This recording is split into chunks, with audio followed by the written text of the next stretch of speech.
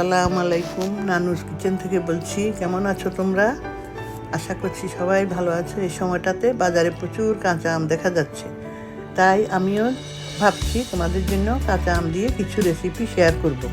আজ বানাচ্ছি কাঁচা আমের জেলি। কাঁচা আমের জেলি বানানোর জন্য দুটো কাঁচা আম ছিলে ছোট ছোট টুকরো করে কেটে নিয়েছি। বাজারে তো অনেক রকমের জেলি পাওয়া যায়, কাঁচা আমেরটা একটু ব্যতিক্রম। কাঁচা আমের কারণে জেলিটা একটু টক মিষ্টি হয়, তারপরও এটা খেতে ভালোই লাগে। বিশেষ করে পাউরুটি, টোস্ট বিস্কিট এগুলো দিয়ে খেতে মজা।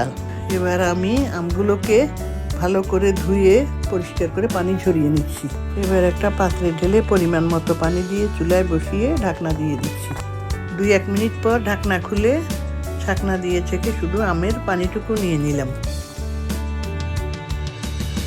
ছেঁকে নেওয়া পানিগুলো আবার পাত্রে ঢেলে নিলাম। এরপর এতে 2 কাপ চিনি দিয়ে দিলাম। সাথে কালারের জন্য 2 ফোঁটা সবুজ রঙের ফুড কালার দিলাম।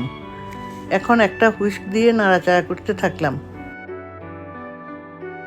দেখেছো, এটা বেশ ঘন হয়ে গেছে। এবার জেলিটা নামিয়ে নিচ্ছি। ঠান্ডা করে একটা কাঁচের জারে ভরে নিলাম।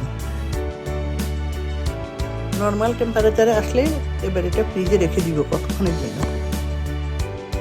কেমন হয়েছে তোমাদের দেখানোর জন্য বিস্কিটে লাগিয়ে খেয়ে দেখিয়ে দিচ্ছি। খুব ভালো হয়েছে।